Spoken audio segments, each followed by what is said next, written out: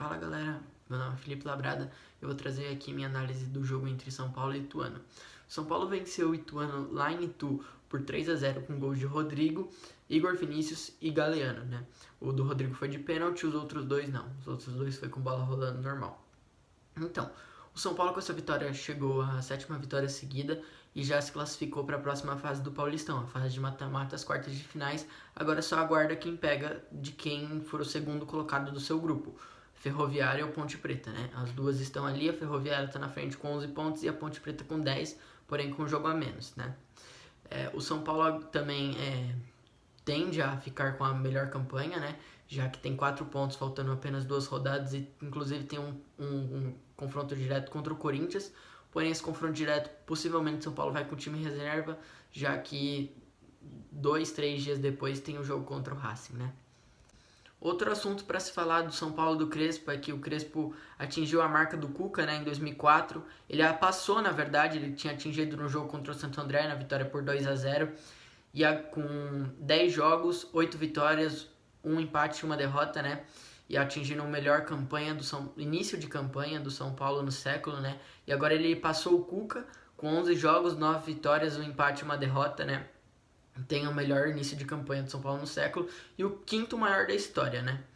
Então, você vê que é um início promissor. O São Paulo não teve nenhum início como esse no século inteiro. Apesar de ter ganho muito na outra década, nenhuma teve esse desempenho que o Crespo está tendo no início de trabalho. O Cuca teve um parecido, mas não conseguiu atingir uma vitória a mais que precisava para o Crespo estar empatado com ele, né? Bom, mas vamos lá. O São Paulo veio para campo com a mesma formação de sempre, né? Porém, com o segundo atacante não sendo o segundo atacante e sendo mais um meio campista ali, né? Um meio armador. Daí tinha 2 ali e um caía mais pela esquerda e outro pela direita, né? Então podemos até falar que foi um 3-6-1, né? Então vamos lá. O São Paulo veio para campo com o goleiro Lucas Perry. Foi bem em certos momentos. A única coisa é que o Perry não tem qualidade técnica para sair com a bola no pé, igual o Volpi tem, né? E o São Paulo acaba perdendo muito isso pelo seu jogo de pôr a bola no chão, sair com a bola no chão e não rifar a bola. Em específicos momentos, rifar a bola, né? E acaba que com o PR, a maioria dos momentos, a bola é rifada, né? A zaga foi composta por Diego na direita, Rodrigo no meio e Léo na esquerda. O Léo me pareceu um pouquinho apagado nesse jogo em relação aos jogos que ele vinha fazendo antes da expulsão contra o Sport Cristal, né? Contra o Sport Cristal ele foi bem até, apesar da expulsão, faltando 2 minutos para acabar o jogo, né?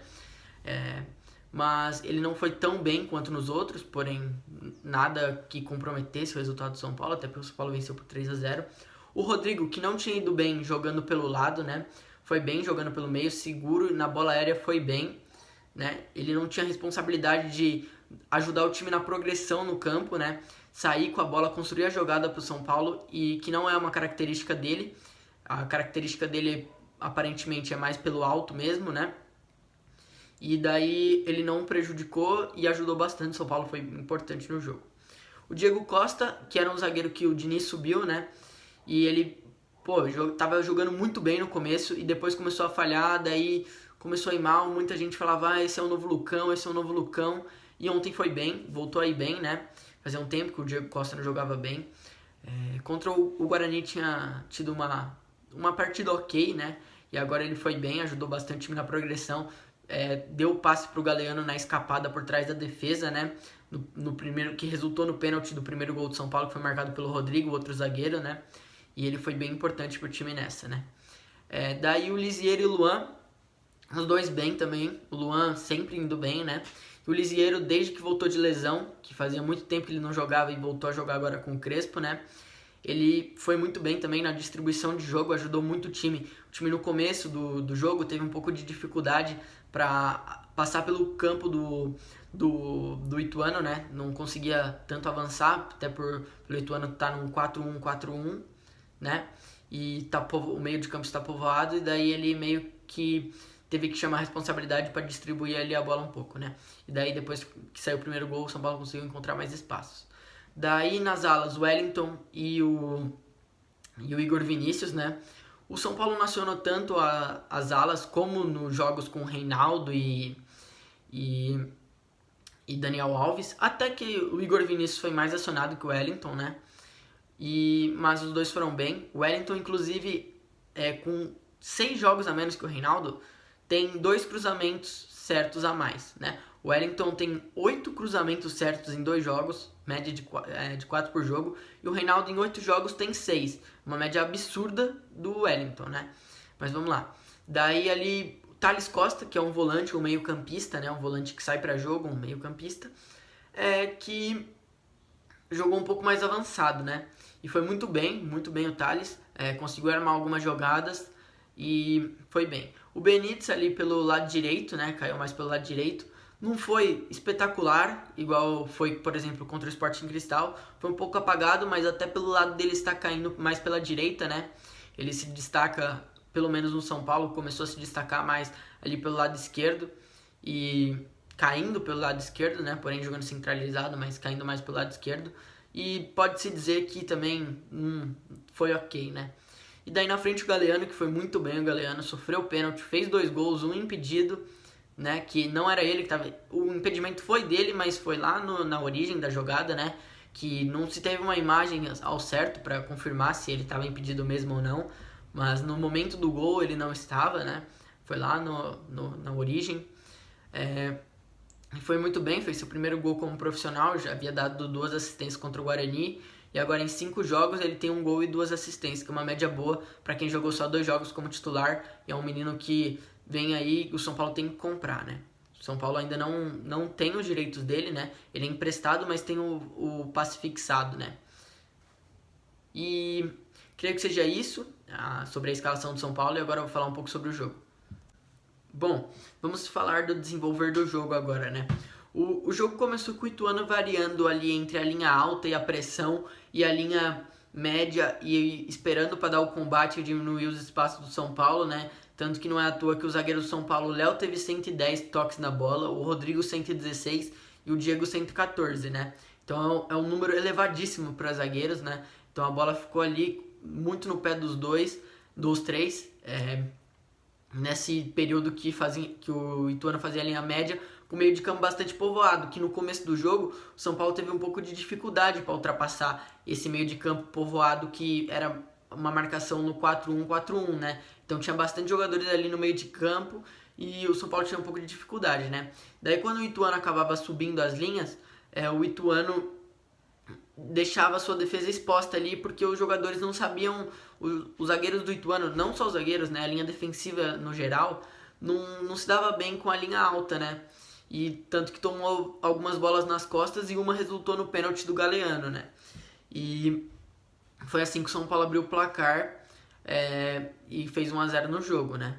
Mas após fazer o primeiro gol já, o São Paulo com movimentações, passos verticais, já conseguia entrar ali pelo meio campo do São Caetano e manter a posse, do Ituano, e manter a posse, né? Coisa que o Ituano queria inibir com essa marcação, né? E povoamento do meio de campo e encurtar os espaços dos jogadores do São Paulo. Outra coisa que o Ituano tinha de proposta também era fechar as laterais do São Paulo, né? Inibir os alas do São Paulo, que é provavelmente o ponto mais forte desse time do São Paulo, né? A ofensividade de seus alas. O Wellington é um jogador mais equilibrado que o Reinaldo, inclusive, mas ele também ataca muito bem e tem mais cruzamentos certos que o próprio Reinaldo em menos jogos, bem menos jogos, né? 6 jogos a menos. E o Igor Vinícius é menos ofensivo e tem menos qualidade técnica que o Daniel Alves, obviamente, mas também sabe atacar muito bem. Tem essa característica, né? Ele dá uma profundidade boa em alguns momentos, igual o Wellington, né? Mas o São Paulo foi encontrando esses espaços e daí foi conseguindo desenvolver o seu sistema de jogo com mais tranquilidade, né? E foi construindo o placar durante o jogo, né? O São Paulo na fase defensiva, no primeiro tempo pelo menos, não teve muito trabalho, né? O PR defendeu algumas bolas ali, uma ou outra, mas nada perigoso. O lance mais perigoso foi uma bola que o jogador bateu a falta, que talvez tentou cruzar, chutar no gol, ninguém sabe ao certo, né? Ele não falou o que ele tentou ali, e que acabou indo pro gol, e foi da linha de fundo ali, daí o PR jogou a bola assim pra trás, sabe? Quando o goleiro, a bola tá vindo assim por trás dele, ele joga assim pra trás, tranquilamente, e não teve muito problema. Apesar que o São Paulo também deu um pouco de espaço ali nas alas, né, pros pontas do São Caetano, né, pros meias do São Caetano que caem pelo lado, né, conseguirem desenvolver algumas jogadas, mas que acabava não dando em nada, né. E assim o Ituano não levou perigo quase nenhum pro São Paulo, foi basicamente nulo no ataque, né, pelo menos no primeiro tempo, mas também no segundo também, e foi assim o desenvolver do primeiro tempo. No segundo tempo, o Ituano já vem de um modo diferente pro jogo, né? O Ituano vem com a ideia de pressionar o São Paulo lá na frente, mas o São Paulo conseguia sair, principalmente principalmente pela qualidade técnica dos seus zagueiros ali, o Léo e o Diego, né? E a bola passava pelo Lisieiro ali no meio, que também tem uma qualidade boa no toque de bola, o Luan, inclusive, mas o Lisieiro um pouco mais, possivelmente, né? E após isso, o São Caetano também teve o jogador expulso, e daí acabou tendo que voltar para a estratégia Mas essa estratégia não durou muito tempo, porque o Ituano teve um jogador expulso, e depois teve outro expulso, e daí o Ituano acabou tendo que voltar para sua estratégia antiga de esperar o São Paulo no campo de defesa para começar a dar o combate já a partir da linha do meio, né? E o São Paulo ficou bem tranquilo no jogo. O São Paulo, a única chance do Ituano no segundo tempo foi um contra-ataque que o Hernanes perdeu a bola e daí o Diego teve que apostar a corrida com o atacante do Ituano, que acabaram dividindo a bola e o Diego ganhou, né? O Diego conseguiu evitar o gol, que possivelmente seria gol, porque o jogador já estava quase dentro da pequena área. E foi basicamente isso. O São Paulo fez algumas alterações, colocou o Hernanes, que teve um pouco mais de responsabilidade defensiva no começo, mas depois que o Ituano se recuou, possivelmente para não tomar mais gols, né, e não piorar seu saldo, já que é um time que está brigando para não cair no Paulistão, o Hernanes teve um pouco mais de oportunidade ali na frente, hesitou em chutar algumas bolas que ele poderia ter chutado, mas foi isso. O Nestor também entrou, e deu passe para o Igor Vinícius, que deu passe para o Galeano fazer o gol, né? Um belo passe também por trás da defesa, como foi o do primeiro gol, mas aí o Ituano já estava numa linha mais baixa, já estava na linha do meio de campo, né? Porque já tinha perdido os jogadores e daí estava ali se segurando, né? Outra coisa que eu queria falar era sobre o Galeano, né? Que eu acho que eu não mencionei lá na parte que eu falei sobre ele nas escalações, mas era que ele é um menino muito rápido, né? Que ataca os espaços, como acabou saindo o pênalti que ele sofreu, né? E algumas outras jogadas também. E ele é habilidoso e o São Paulo tem que comprar ele, não tem a opção de não comprar, porque ele é promissor, ele é uma boa opção ali para ser reserva até o momento, né? Pode ser que ele cresça mais e acabe virando jogador num nível para ser titular do São Paulo. Mas é isso, valeu, tamo junto.